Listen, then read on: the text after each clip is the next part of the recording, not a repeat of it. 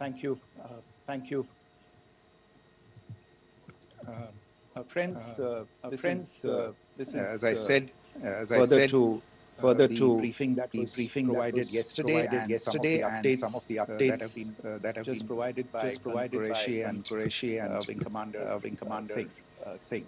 I thought that we would just put some of the aspects related to the events that started on 22nd April with the barbaric terror attack in Pahalgam into further context, because there is a certain amount of commentary that has happened with regard to the events since then.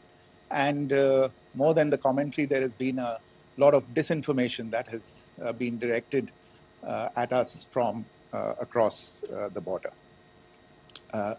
So a few things that I would like you to keep in mind.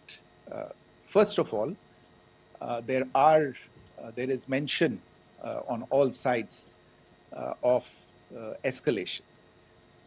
I think the first point that you have to keep in mind is the attack of 22nd April in Pahalgam is the original escalation. ये जो सिलसिला है जो हम देख रहे हैं आज की घटनाओं को लेके, ये 22 अप्रैल के पहलगाम के हमले से शुरू हुआ है. एस्केलेशन वहां पे हुआ है और उस एस्केलेशन का जवाब भारतीय सेना ने, भारतीय फौज ने कल अपने एक्शन से दिया है.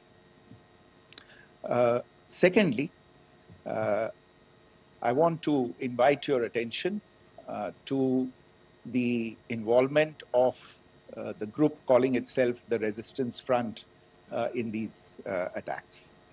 I pointed this out yesterday that this is a group that is a known front for the well-known Pakistan-based terrorist organization, Lashkar-e-Taiba.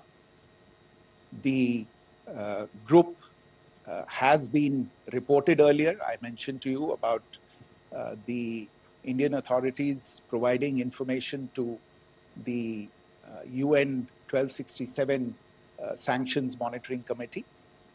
And in fact, we are going to be meeting with the team again very soon, and we will be providing an update to the information that we have provided earlier. But what is interesting, दिलचस्प बात यह है कि संयुक्त राष्ट्र की सुरक्षा समिति में जब पहलगाम के हमले को लेके एक प्रेस वक्तव्य जारी करने की बात चल रही थी, तो आप सोचिए किस देश ने टीआरएफ का, द रेजिस्टेंस फ्रंट का उसमें मेंशन किया जाना, उसको अपोज किया, पाकिस्तान ने. This was after the fact that the TRF claimed responsibility for this attack not once but twice, within a few hours after the incident on the 22nd of April, and then again on the morning of 23rd April.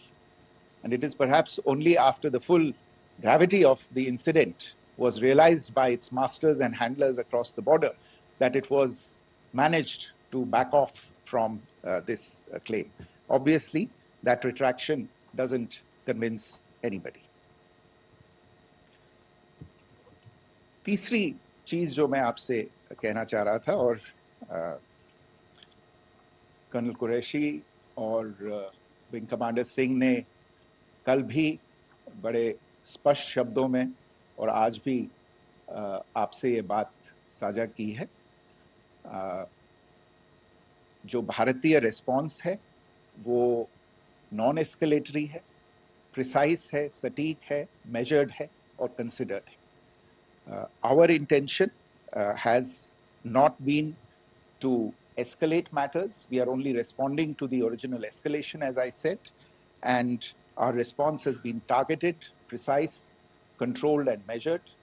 Only military, no military targets have been selected. Only terrorist infrastructure in Pakistan has been hit. Now, there are, as I said, a number of issues that have been raised in commentaries, and there's a lot of, as I said, unfounded disinformation and fabrication that has come from across the border. And I would just like to use this opportunity to set the record straight on some of these issues. The first of these is Pakistan trying to wash its hands off any and all involvement with terror. I think the Pakistani information minister said there are no terrorists in Pakistan. And I think he was challenged on that in the television program that he was appearing on. But even if I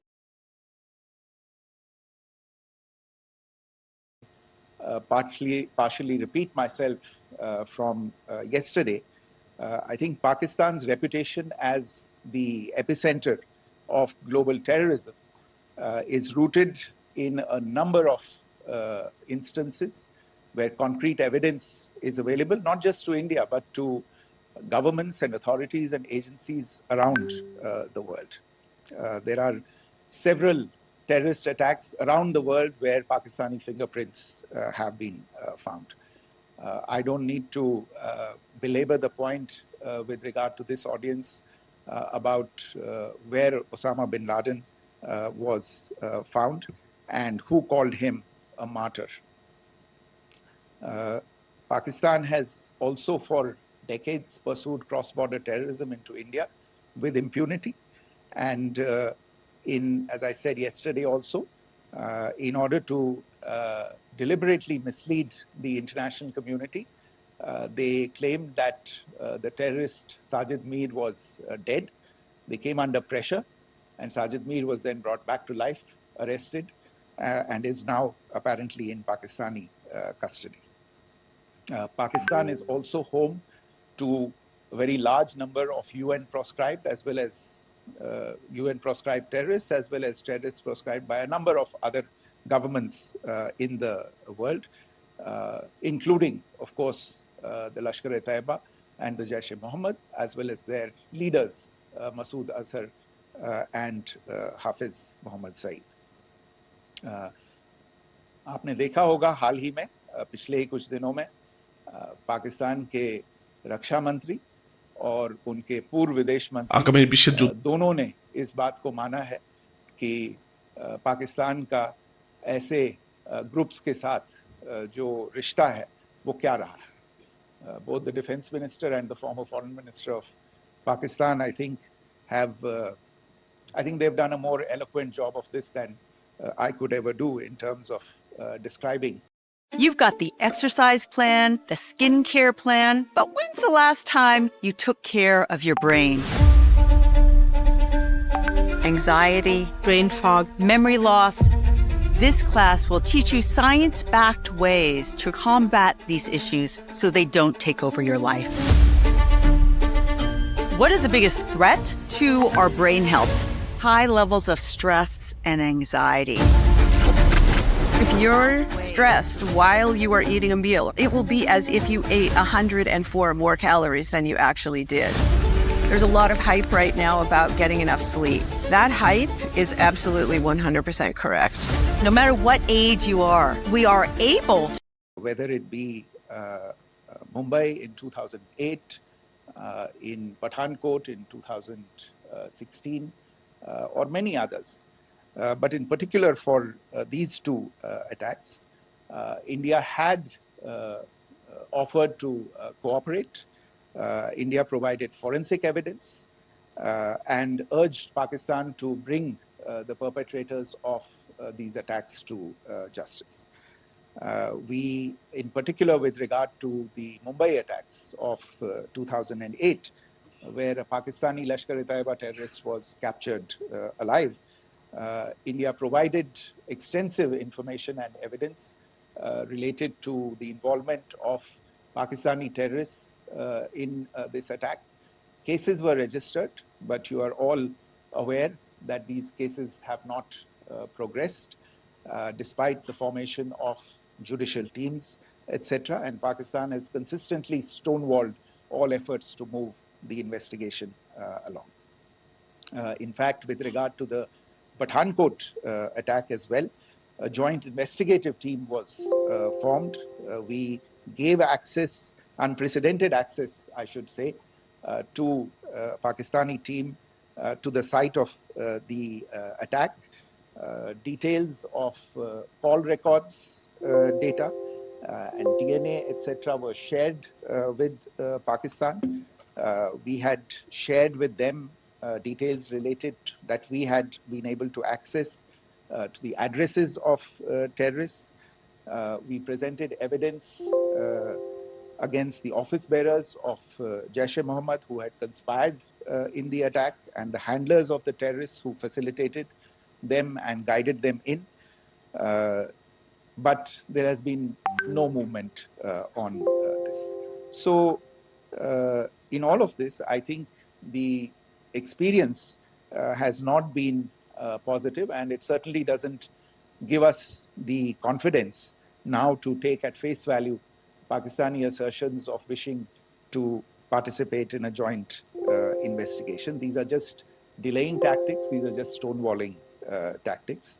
And in fact, there is reason to believe that Pakistan uses the evidence that we provide only to cover its tracks and, in fact, defend the terrorists who we are looking for and obstruct the path of investigation. A third point that I wanted to address was the claim that only civilians were killed in the strikes on the 7th of May. We have made the point very clearly that all attacks on the morning of 7th May were against carefully selected terrorist infrastructure, terrorist targets. It is not clear to us, in fact, seeing some of the coverage of the after effects of these strikes, including the funerals for the terrorists that were held yesterday. I think a lot of you have seen the reports and the coverage on media. If only civilians, if any civilians were killed in these attacks, I wonder what message this picture actually sends to all of you. This is a question that is worth asking. It's also odd that the funerals of civilians are carried out with the coffins being draped in Pakistani flags and state honors being accorded. As far as we are concerned, the individuals eliminated at these facilities were terrorists. Giving terrorist state funerals may be a practice in Pakistan. Doesn't seem to make much sense to us. Pakistan has also claimed that India deliberately attacked religious sites. This is completely false again. I have made it clear that the targets were terrorist infrastructure, terrorist facilities, and locations connected clearly with incidents of cross-border terrorism into India. And it is in fact Pakistan that is misusing religious sites as a cover to in fact radicalize, direct and indoctrinate and train terrorists.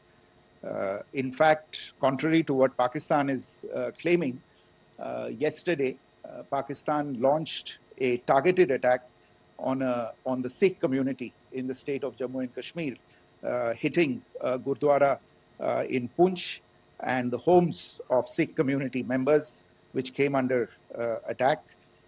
And we know that at least 3 individuals were killed in that particular attack.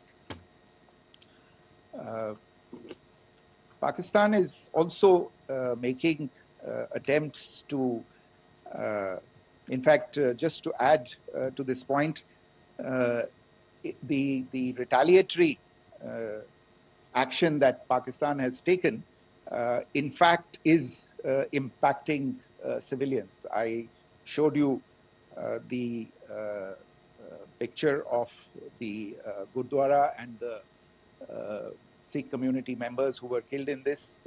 There are other civilians also who've been killed and injured in these attacks.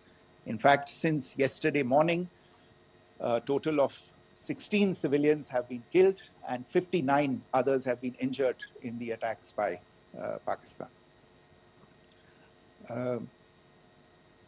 Not only this, Pakistan is also making attempts as part of its disinformation campaign to paint our action with regard to cross-border terrorism through the communal angle. If that is the issue, then I think I can do no better than to cite or point you in the direction of the Pakistan Army Chief's speech of 16 April 2025. I think that is the last word in communal rhetoric. And in the Pahalgam attack itself, you are aware of the kind of religious profiling that was done there. And perhaps there is a linkage between these two events. I can only say that these nefarious designs will not be allowed to succeed in India. And it is to be noted that people from all faiths, all religions, all regions in India have unequivocally, not just in India, but around the world, have condemned these attacks.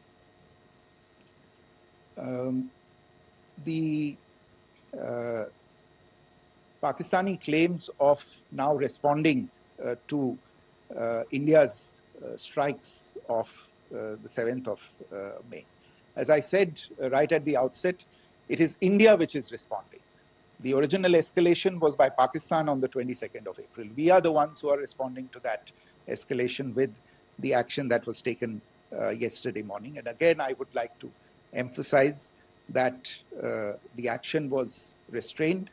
It was directed towards non-civilian, non-military targets and confined to terrorist camps. And again, as we have been saying since yesterday, any further action by Pakistan, some of which we are seeing today, is nothing but escalation by Pakistan now, once again, and will be responded to and is being responded to appropriately.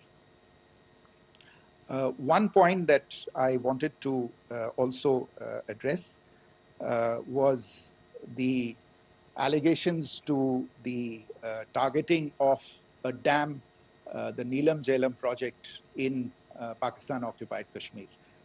I want to say that this is an absolute and complete fabrication and a blatant lie. India has targeted only and only terrorist infrastructure, and the details of that terrorist infrastructure, together with the locations, were shared with you yesterday by Colonel Qureshi and Wing Commander Singh. I should note that if this kind of a claim is a pretext for targeting Indian infrastructure of a similar nature, Pakistan will be entirely responsible for the consequences that will undoubtedly follow. Finally, I want to address some issues that have been raised related to the Indus Waters Treaty and the disinformation that has been raised in regard to that as well. The fact is that there have been fundamental changes in the circumstances in which the Indus Waters Treaty was concluded, and they call for a reassessment of the obligations under the treaty. Over the last year and a half to 2 years, India has been in communication with the government of Pakistan. We've been We've sent several notices to them requesting for negotiations to discuss modification of the treaty. India has, for 6+ decades now, honored the treaty, even during periods when Pakistan imposed multiple wars on us, and even when relations were adversarial. Pakistan is the one that has been acting in violation of the treaty, deliberately creating legal roadblocks in India exercising its legitimate rights on the western rivers. Any projects that India sought to build on the eastern rivers, and even on the western rivers, which we are allowed to by the treaty, were always challenged by Pakistan, thereby hampering our rights to utilize our legitimate waters under the treaty. In fact, if you see, the preamble of the treaty itself states that the treaty was concluded in a spirit of goodwill and friendship. Mark those words, concluded in a spirit of goodwill and friendship. ये भारत का धैर्य और भारत की सहनशीलता है जो 65 साल से हम इतनी प्रोवोकेशन के बावजूद इस ट्रीटी को निभा रहे हैं. However, as has been made clear earlier as well, Pakistan has not responded to our requests to enter into negotiations for a reassessment of the obligations under the treaty. A number of conditions have changed. This is a treaty that was based on the engineering techniques of the 50s and the 60s. We are living through the first quarter of the 21st century. Technological changes and technological advancements have to be taken into account. There are demographic changes. There are climate changes that have taken place. There is the imperative of clean energy. And of course, the terrorism that Pakistan has wreaked in the state of Jammu and Kashmir itself has hampered India's ability to exercise its rights under the treaty.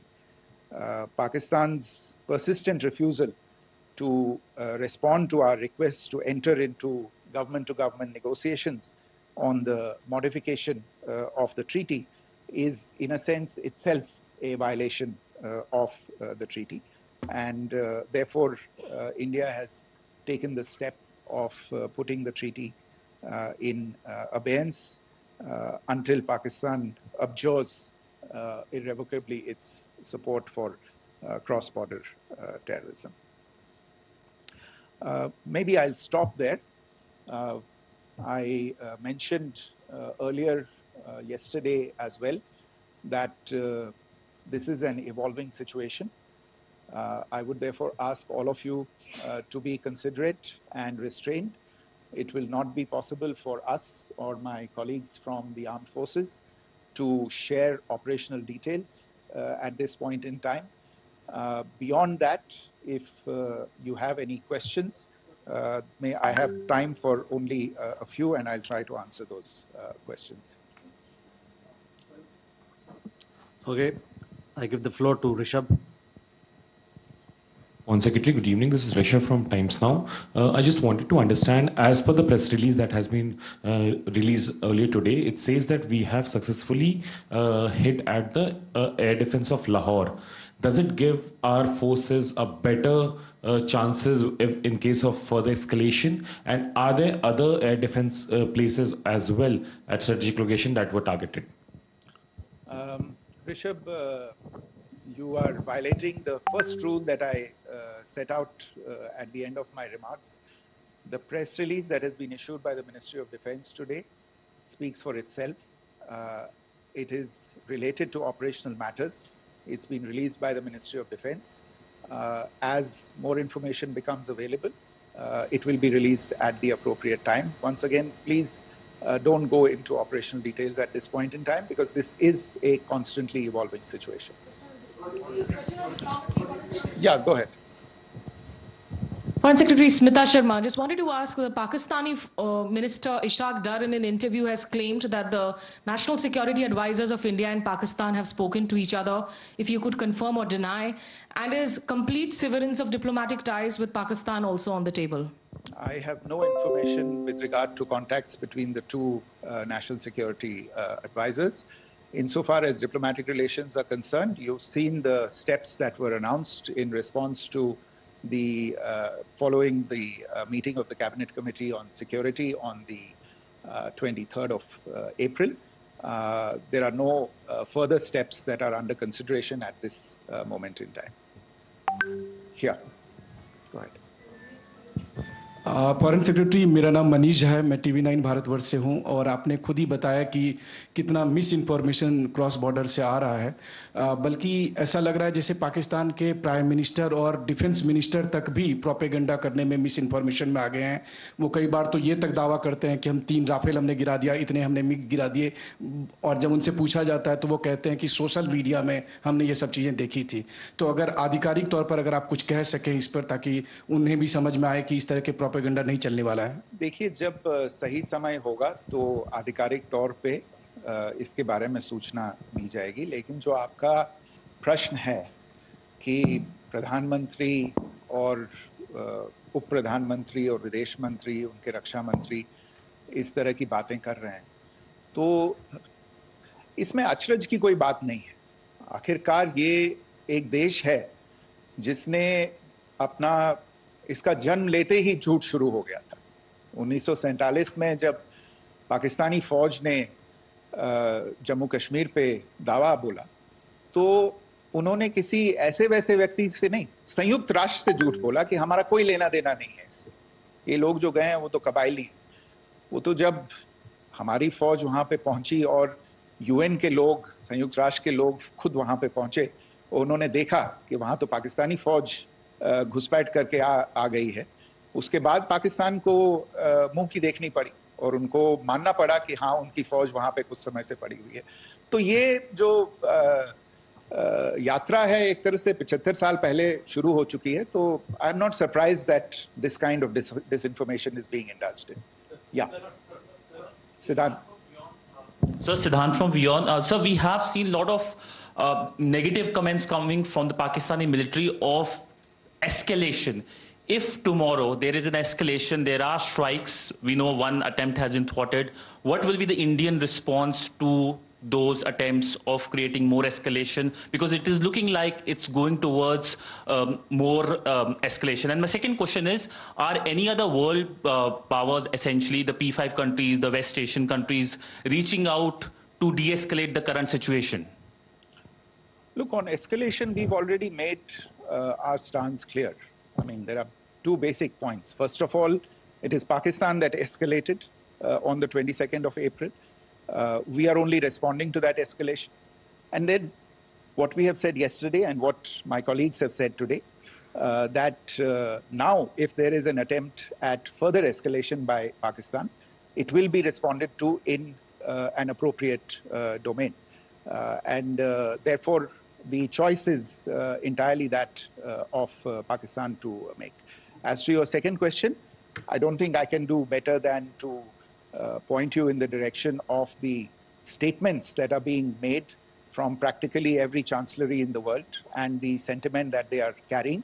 That sentiment essentially, and for the major portion, is support for the government of India in the context of the condemnation of the terrorist attack in Pahalgam on the 22nd of April. There is wide recognition of the government of India's right to respond to these attacks in self-defense, and of course, a desire to ensure that there is not further escalation. I think these statements speak for themselves. Yeah. Sir, this is Mausami from India Today.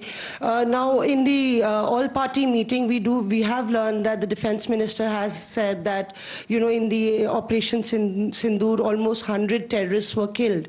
Would we have any details about what is the number like, and also about if there were any big faces, masterminds, terrorist masterminds who were in fact killed? There is also a report that Masood Azhar's family's 10 members have been killed, and Rauf Asghar, who was actually the mastermind of Pulwama, he's also been badly, severely injured.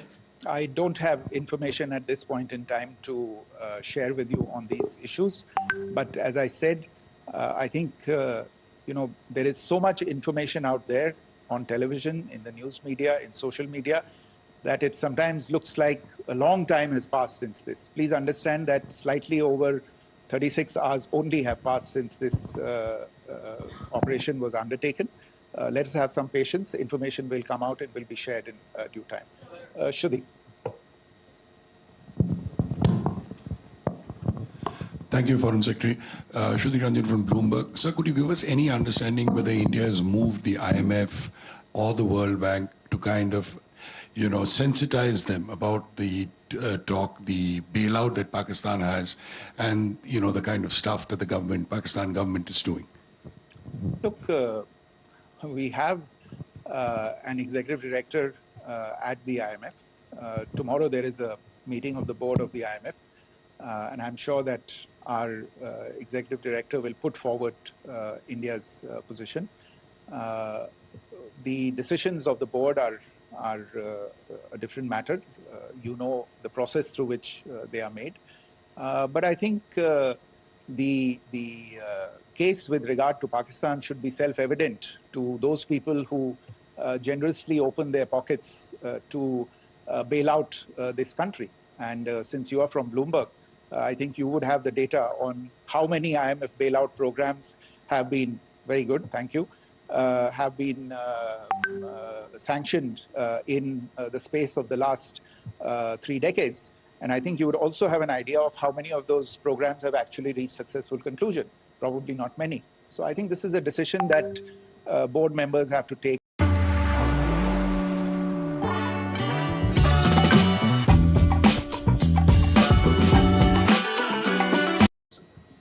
Foreign Secretary, I'm Siddhant from CNN News 18. I would like to know, since it's an opportunity to speak to you, I would like to know the response coming from United States since last 3 weeks. Saudi Arabia, Qatar. In fact, Prime Minister Modi spoke to Qatar before the strikes that evening. Perhaps how do you read the support coming from these countries? Perhaps traditionally they were seen on the other side. This time around, their statements are strong worded. In fact, India-Saudi joint statement also had a very strong condemnation, strong worded condemnation. United States at all levels have condemned the attack and have extended support. In fact, Saudi Deputy Foreign Minister is in India. He just met EMS Jaishankar. Also, if you could shed some light on his visit, his meeting with EMS Jaishankar. In fact, we have also been told that he met Prime Minister Modi. Thank you. Look, all the countries that you named and many others, we have been in touch with them. The Prime Minister has spoken to a large number of world leaders. A large number of world leaders have called him, as have called the External Affairs Minister. As we speak, there are conversations going on today as well with world leaders. And your assessment or conclusion of the general tenor of these messages is very much on point.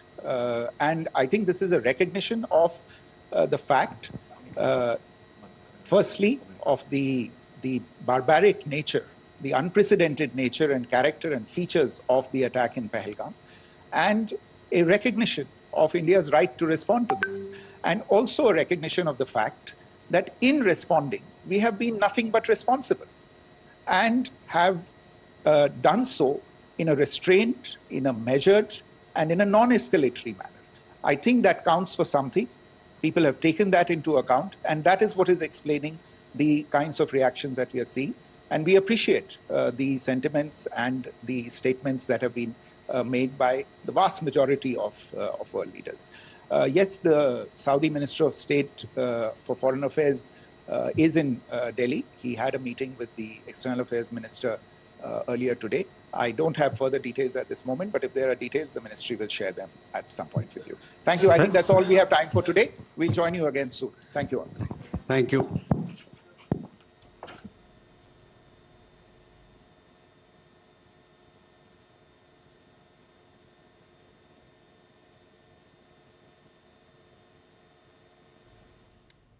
तो विदेश मंत्रालय की तरफ से ये अहम press वार्ता आप देख रहे थे, जिसमें कि विदेश मंत्रालय ने पाकिस्तान हमले के सबूत दिए। ये बड़ी खबर सामने आई निकलकर, और खास करके इन सबूतों के साथ विदेश मंत्रालय ने कई अहम पुख्ता जानकारी दी कि 7 मई को पाकिस्तानी सैन्य ठिकानों को निशाना